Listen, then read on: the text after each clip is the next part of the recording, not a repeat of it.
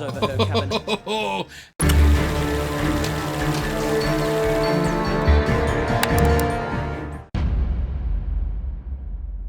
Strap in, guys. We've got a 9-minuter from Tim Minchin. This is a Patreon request from Basil Keane, and I am so looking forward to this because Tim Minchin is an absolute legend when he's at his comedic best, which I'm sure he will be in this video.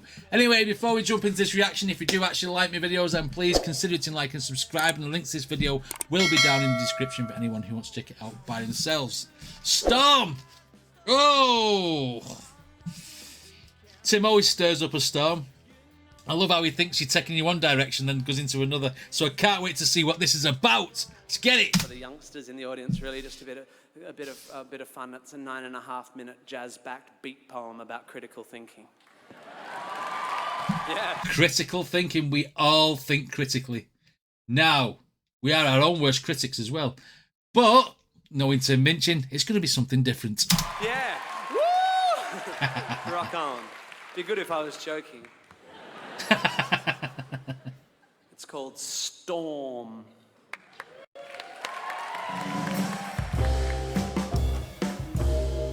Oh, he's not playing piano.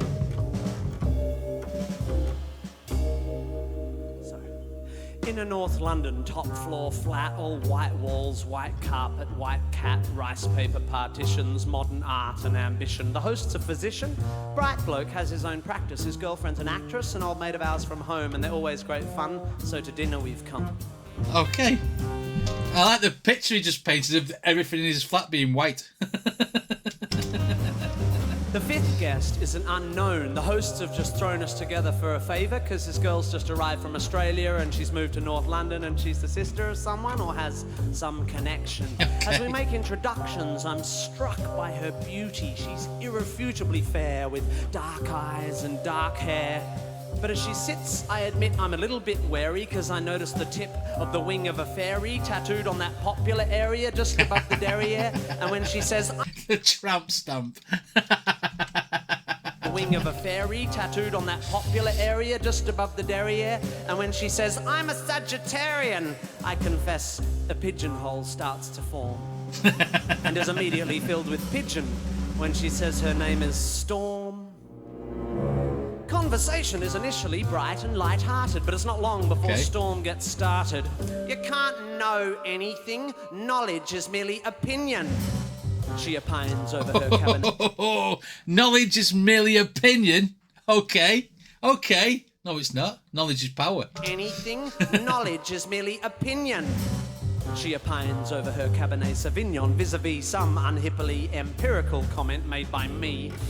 Not a good start, I think. We're only on pre-dinner drinks, and across the room, my wife widens her eyes, silently begs me, be nice. Shut a up. matrimonial warning not worth ignoring, so I resist the urge to ask Storm whether knowledge is so loose weave of a morning when deciding whether to leave her apartment by the front door or the window on her second floor. Oh, I love his wordplay. His wordplay is absolutely fantastic, and the fact he's elaborating so much about keeping his thoughts to himself rather than tear this girl a new arsehole for saying something as stupid as knowledge is fiction. Knowledge is opinion, sorry. The food is delicious, and Storm, whilst avoiding all meat, happily sits and eats, as the good doctor, slightly pissedly, holds court on some anachronistic aspect of medical history when Storm suddenly insists, but the human body is a mystery.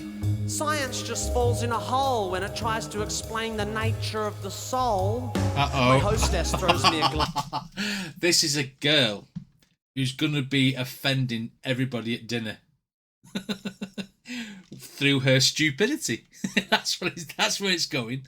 And to cook up a storm, is he going to, they're eating dinner, is it going to be something about cooking up a storm? I don't know.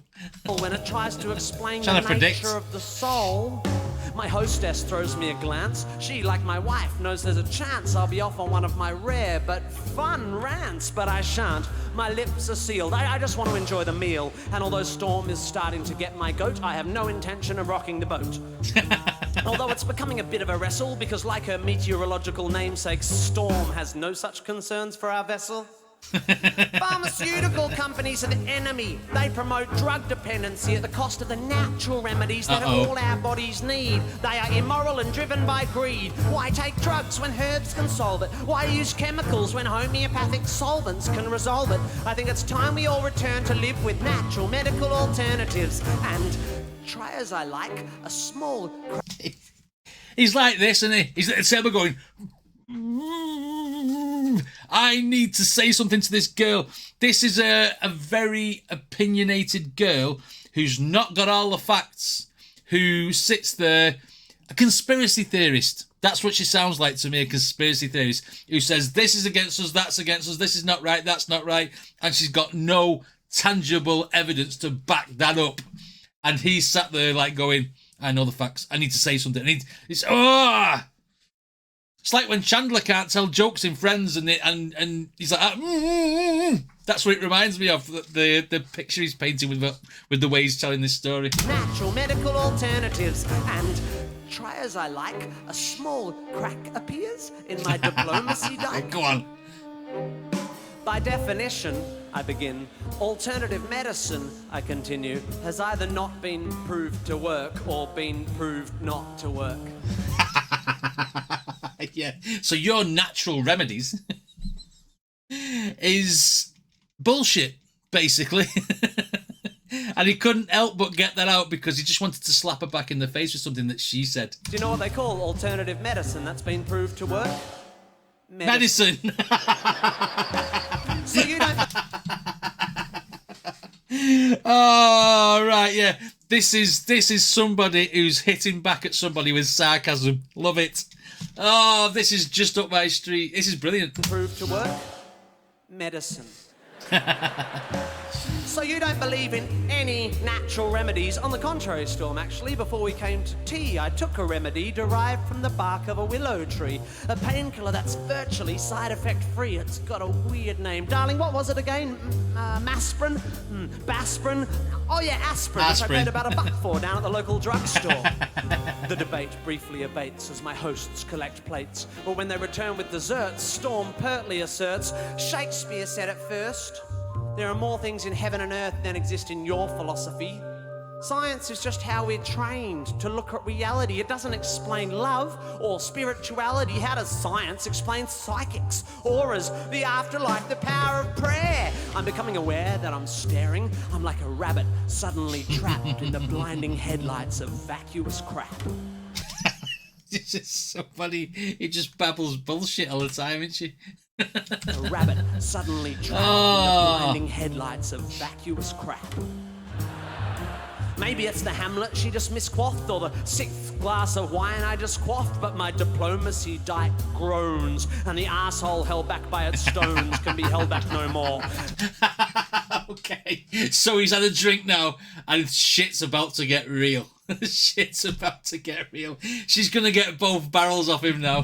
Diet groans, and the arsehole held back by its stones can be held back no more.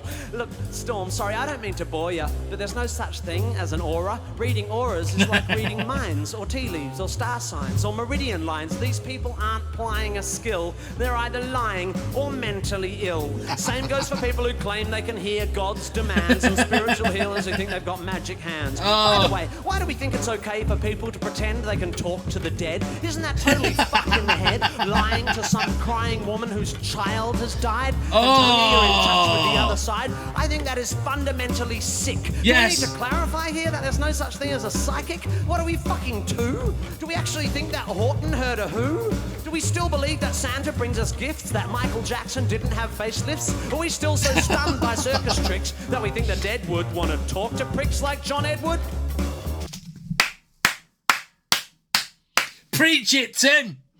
He's brought up a lot of valid points there, you know, about these people who take advantage of other people by saying that they can talk to the dead, by saying that they're psychic, by saying they're this, they're that, the other, and they make a living off it by saying stuff that's not real. So I'm glad that Tim has told her, as Tora a new arsehole for her unphilosophical BS. And by circus tricks that we think the dead would want to talk to pricks like John Edward? Storm, to her credit, despite my derision, keeps firing off cliches with startling precision, like a sniper using bollocks for ammunition. Because she talks bollocks. That's what they got. Do you know what? When he did that rant then and stopped, where he said John Edward and he stopped, everyone should have clapped. Like a sniper using bollocks for ammunition. You're so sure of your position, but you're just closed-minded. I think you'll find that your faith in science and tests is just as blind as the faith of any fundamentalist. Okay. Wow. That's a good point. Let me think for a bit. Oh, wait, my mistake. That's absolute bullshit.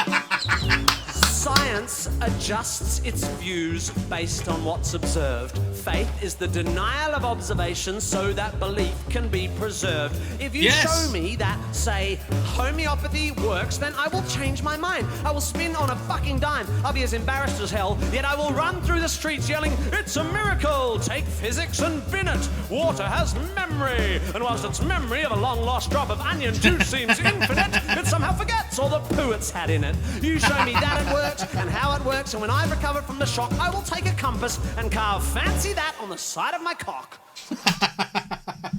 Prove it! Prove it, bitch! That's what he's saying. You prove it, I'll believe you. But until then, I'm believing nothing that comes out of your mouth, because it's all... Recovered from the shock, I will take a compass and carve fancy brilliant. that on the side of my cock. Everyone's just staring now, but I'm pretty pissed and I've dug this far down, so I figure... May as well carry on. Ready in for a pound. Life is full of mysteries, yeah, but there are answers out there, and they won't be found by people sitting around looking serious and saying, "Isn't life mysterious? Let's sit here and hope. Let's call up the fucking Pope. Let's go watch Oprah." I knew that was coming. It's called the fucking Pope. He's already gone on the Pope, and rightly so, on another song. Let's sit here and hope. Let's call up the fucking Pope. Let's go watch Oprah interview Deepak Chopra. If you want to watch telly, you should watch Scooby-Doo. That show was so cool because every time there was a church with I thought he was going to say you should watch Scooby-Doo because that was made for you, because it's a fantasy show about things that don't exist. Scooby-Doo. That show was so cool because every time there was a church with a ghoul or a ghost in a school, they looked beneath the mask, and what And was it was inside? somebody real. The fucking janitor or the dude who ran the water slide. Because throughout history, every mystery ever solved has turned out to be not magic. Yes. Does the idea that there might be knowledge frighten you? Does the idea that one afternoon on Wikipedia might enlighten you frighten you? Does the notion that there might not be a supernatural so blow your hippie noodle that you'd rather just stand in the fog of your inability to Google? Isn't this enough? Just this world? Just this beautiful, complex, wonderfully unfathomable natural world?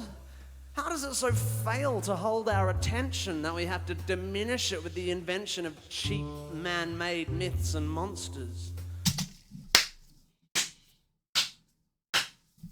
100%. 100%. Man-made stories. Everything's a man-made story. If it's not factual, it's a story. End of story. I said story far too many times then. And he's talking to her about, like, stop reading things on Wikipedia and believing it and all that sort of stuff. Google, whatever. You know what I mean? Not everything on there is factual. Wow. If you can prove it, it's real. Sorry. If you can prove it, it's real. End of story. Diminish it with the invention of cheap man-made myths and monsters. If you're so into your Shakespeare, lend me your ear. To gild refined gold, to paint the lily, to throw a perfume on the violet is just fucking silly. Or something like that. What about Satchmo? I'll see trees of green, and roses too, and fine. If you wish to glorify Krishna and Vishnu in a post-colonial, condescending, bottled up and labelled kind of way, then whatever, that's okay. But here's what gives me a hard on.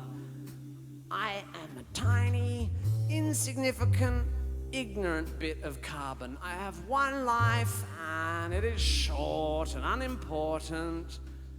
But thanks to recent scientific advances, I get to live twice as long as my great uncles and aunts. Facts. Twice as long to live this life of mine. Twice as long to love this wife of mine.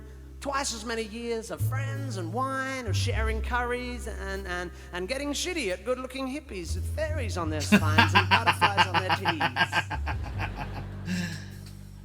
What's the response? He's talking to his wife. She's sat in the corner going.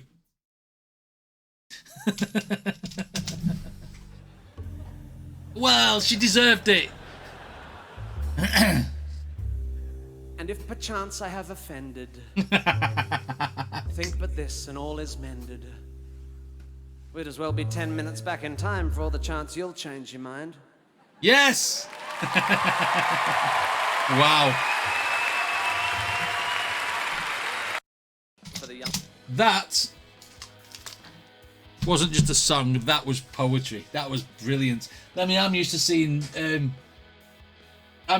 Tim Minchin do things musically, piano-based, etc., and then you know what I mean? But this was like a pure poetry recital. It was absolutely fantastic. Wow! Oh my God, what a story he told there about people who do actually believe their own bullshit.